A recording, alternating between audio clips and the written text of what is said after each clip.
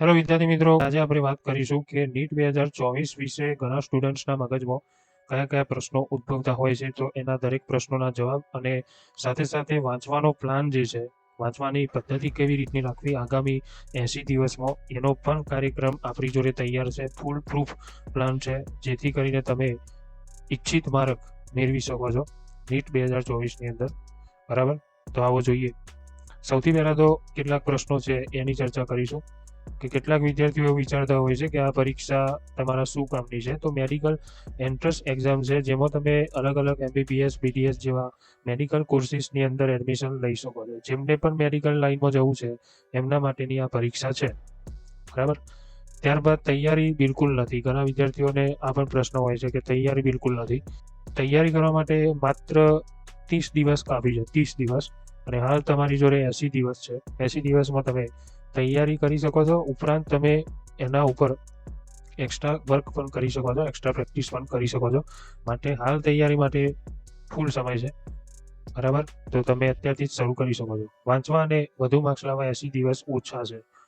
તો મેં જે રીતે વાત કરી કે 30 દિવસ કાફી છે. 30 દિવસની અંદર નીટની અંદર આરામથી તમે 500+ માર્ક્સ સુધી તો પહોંચી શકો છો આરામથી. બરાબર, ત્યારબાદ પ્રશ્ન એ છે કે બોર્ડના પેપર સારા નથી ગયા તો હું શું કામ આપું પરીક્ષા નીટની. બરાબર, તો ભાઈ બોર્ડની પરીક્ષા સાથે નીટની પરીક્ષાને કોઈ લેવા દેવા નથી. બરાબર, નીટની પરીક્ષામાં તમે સારું પરફોર્મન્સ કરો. બોર્ડની પરીક્ષા પછી તમે જો એકાદ પેપર તમે સારું ના ગયું હોય તો એની ફરીથી રિપીટ પરીક્ષા આપીને પાસ કર્યા બાદ પણ તમારે નીટની પરીક્ષાનું તો કામ આવી શકશે, જે પણ રિઝલ્ટ આવશે. બરાબર, તો આપવી જોઈએ પરીક્ષા. બરાબર, જૂની વસ્તુ જે છે એને ભૂલીને નવી વસ્તુનો તમારે પ્રયત્ન કરવો જોઈએ. અને આ પરીક્ષા મે મહિનામાં આવશે, બોર્ડની પરીક્ષા માર્ચ મહિનામાં પૂરી થશે. વચ્ચે 1.5 મહિનાનો સમયગાળો રહેશે, એમાં તમે સારી એવી તૈયારી કરી શકો છો. વધુ માર્ક્સ લાવવા શું વાંચવું જોઈએ? વધુ માર્ક્સ લાવવા માટે માત્ર પાઠ્યપુસ્તકો અને ટિપ્સ એન્ડ ટ્રિક્સના જે પણ તમને અહીંયા વિડીયો મળે, બરાબર, આપણી ચેનલ ઉપર, બીજી કોઈ ચેનલ ઉપર, તો જેટલા પણ જગ્યાએ તમને શોર્ટકટ્સ મળતા હોય અલગ અલગ પ્રોબ્લેમ્સના, એનું તમારે નોટ્સ બનાવવી પડે જાતે. અને એ નોટ્સનો ઉપયોગ કરવો વધારેમાં વધારે વાંચવાનું અને એના પેપરો વધુમાં વધુ સોલ્વ કરવા. હું 1 વર્ષ પછી આપીશ પરીક્ષા તો ચાલી જાય, 1 વર્ષ પછી આપી શકાય પરીક્ષા. બરાબર, સારી એવી તૈયારી કરી શકાય, સારો એવો કોઈ કોર્સ જોઈન કરી શકાય કોઈ જગ્યાએ. બરાબર, તો પછી પણ આપી શકાય. જેવો આપણો આગળ પ્લાન હોય એ રીતે આપણે એ પરીક્ષા આપી શકાય. જો સારા માર્ક્સ નહીં આવે તો પછી જુઓ, સારા માર્ક્સ ના આવે તો તમે ફરીથી ટ્રાયલ આપી શકો છો. બરાબર, તો આ બધા કોમન પ્રશ્નો છે. તમે ફરીથી ટ્રાયલ આપી શકો છો સારી મહેનત કરીને, સારો કોર્સ જોઈન કરીને, અથવા જાતે પણ તૈયારી કરીને. ઘણા વિદ્યાર્થીઓ ઘણા સારા માર્ક્સ લાવતા હોય છે, કોર્સની કોઈ જરૂરત નથી. બરાબર, તો આપણા અહીંયા કોર્સ જ છે. જોઈ લો કે પ્લાન એ શું છે. બધા સ્ટુડન્ટ માટેનો આ પ્લાન છે. તો 60 દિવસનો પ્લાન છે, પણ તમારે 80 દિવસમાં આનો કન્વર્ટ કરી દેવું. બરાબર, તો તમારે 20 દિવસનો જે આ અલગ અલગ ડિવિઝન કરવા પડશે. આમાં 25, 25, 30ના અલગ અલગ તમને જે રીતે ફાવે એ રીતે તમે આમાં ડિવાઈડ કરી શકો છો, દિવસોની વહેંચણી કરી શકો છો. મેં અહીંયા 25 દિવસ ફિઝિક્સ માટે રાખ્યા છે, 25 દિવસ કેમિસ્ટ્રી માટે અને 30 દિવસ બાયોલોજી માટે, એટલે 80 દિવસનો પ્લાન છે. ત્યારબાદ દરેક દિવસ માટેનો પ્લાન કયો છે જોઈએ તો દરેક દિવસે 8 કલાકની ઊંઘ લેવી. 4 કલાક જે છે બીજા કાર્યોમાં તમે બગાડી શકો છો. 1 કલાક જે છે તમે ગમે તે મનોરંજન માટે મ્યુઝિક ગમે તે સાંભળી શકો છો. 1 કલાક તમે ચાલવા જઈ શકો છો બહાર, બરાબર, બહારની હવામાં જવાનું. 1 કલાક એક્સરસાઇઝ કરી શકો છો 1 કલાક. અને 10 કલાકનું રીડિંગ માટે તમારો સમય બાકી રહેશે. જો આમાં તમારા સ્કૂલનો પણ સમય આવી જતો હોય તો એ આમાં નથી કરેલો. આ જે પ્લાન છે એ માત્ર રજાના દિવસનો પ્લાન છે. બરાબર, તો આ રીતે તમે 80 દિવસની ફાળવણી કરી શકો છો દરેક દિવસ વાઇઝ. ત્યારબાદ આપણે જે 10 કલાકનું વાંચવાનું જે ટાઈમ ટેબલ કહ્યું, એમાં ખાસ આપણે યાદ રાખવાનું છે કે 2 કલાક કેમિસ્ટ્રી વાંચવું, 3 કલાક ફિઝિક્સ વાંચવું અને 5 કલાક બાયોલોજી માટે. કારણ કે નીટ એક્ઝામમાં બાયોલોજી વધુ પૂછાય છે, બાયોલોજીમાં વધારે સમય આપવો. બરાબર, અને ફિઝિક્સમાં 3 કલાક કાફી છે, 2 કલાક કેમિસ્ટ્રીમાં કાફી છે.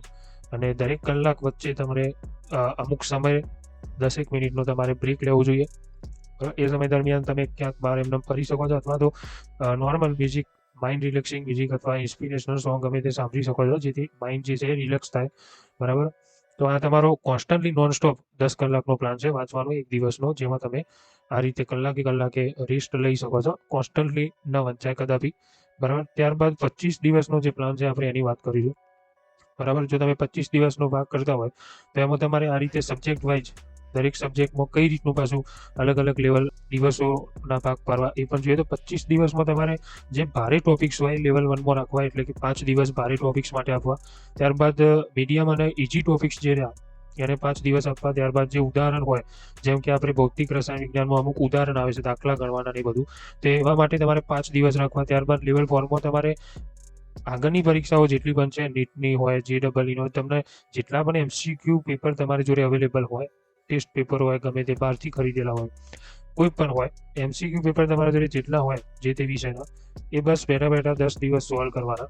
બરાબર. એની અંદર આપેલી જે પદ્ધતિઓ છે અથવા જે પણ શોર્ટકટ રીતો છે એની નોટ્સ બનાવવાની અને 10 દિવસ સુધી તમારે એ જ કરવાનું MCQ સોલ્યુશન. તો આ 25 દિવસનો પ્લાન છે ટોટલ. બરાબર. દરેક વિષય માટે તમે પાછું આમાં 25 દિવસનો અલગ ભાગ કરી શકો છો.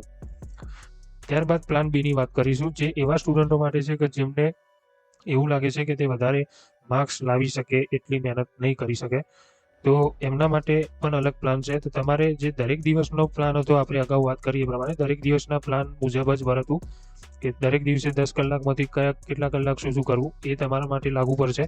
ત્યારબાદ તમારે માત્ર મીડિયમ અને ઇઝી લેવલના જે ટોપિકો રહે એના ઉપર જ ધ્યાન કેન્દ્રિત કરવું. તમારે સૂત્રો શીખવા અને ઉદાહરણો તૈયાર કરવા જે તમને આવડતા હોય, જે તમને યાદ રાખી શકતા હોય એવા.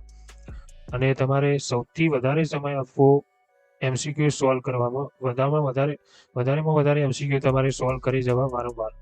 ત્યારબાદ તમારે સાઈડમાં એક નોટ્સ પણ બનાવી, જેમાં તમારે જે તમારું પાઠ્યપુસ્તક રહ્યું એમાંથી દરેક ફકરામાંથી માત્ર કોઈ IMP વસ્તુ તમને જોવા મળે, કોઈ એવી સ્પેશિયલ લાઈન જોવા મળે, તમને કોઈ સ્પેશિયલ બાબત જોવા મળે, તો એની શોર્ટકટમાં નોટ કરી દેવી.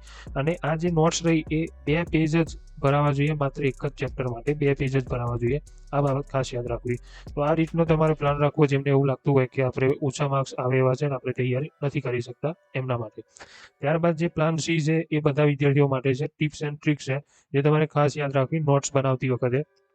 તો અને બીજી બાબતો પણ યાદ રાખવી કે જ્યારે તમે MCQ સોલ્વ કરતા હોય એ વખતનું છે કે જ્યારે પણ તમે પેપરનું સોલ્યુશન કરતા હોય અથવા તો ચોપડીમાંથી કે કોઈ બીજા મટીરિયલમાંથી વાંચતા હોય, એ સમયે તમારે નોટ બનાવવા માટે ચેપ્ટર બાય ચેપ્ટરમાંથી તમારે કઈ વસ્તુઓની નોટ બનાવવી એના મુદ્દા છે.